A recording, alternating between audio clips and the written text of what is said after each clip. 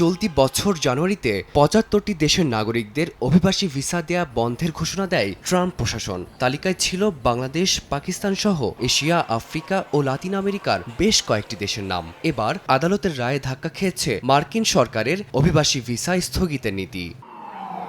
New ইয়র্কের ম্যানহাটনের southern ডিস্ট্রিক্টের বিচারক জ্যানেট ভার্গাস এক রায়ে জানিয়েছেন, ৭৫টি দেশের নাগরিকদের অভিবাসী ভিসা বন্ধ করার যে সিদ্ধান্ত পররাষ্ট্র দফতর নিয়েছিল তা অভিবাসন আইনের সম্পূর্ণ পরিপন্থী। আদালত আরও জানান, পররাষ্ট্রমন্ত্রী মার্কো রুবিওর এমন সিদ্ধান্ত নেওয়ার আইনগত এখতিয়ার নেই।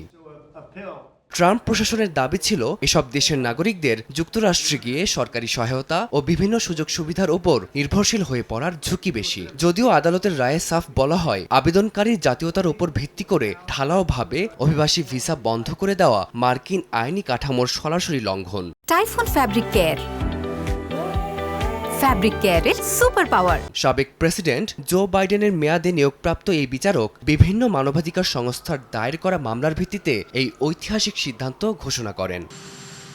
প্রেসিডেন্ট ডোনাল্ড ট্রাম্প তার মেয়াদ জুড়ে কঠোর অভিবাসন নীতি অনুসরণের অংশ হিসেবে পরপর বেশ কিছু নিষেধাজ্ঞা জারি করেন। এর আগে প্রায় ৩৯টি দেশের ওপর ভ্রমণ নিষেধাজ্ঞা এবং ডাইভার্সিটি ভিসা ডিভি বন্ধের উদ্যোগ নেওয়া হয়। তবে মানবাধিকার সংস্থাগুলোর অভিযোগ, এমন নীতি যুক্তরাষ্ট্রের বাক স্বাধীনতা ও আইনি সুরক্ষার অধিকারকে চরমভাবে ক্ষুণ্ণ করছে। ফারদিন মাজহার, সময় সংবাদ।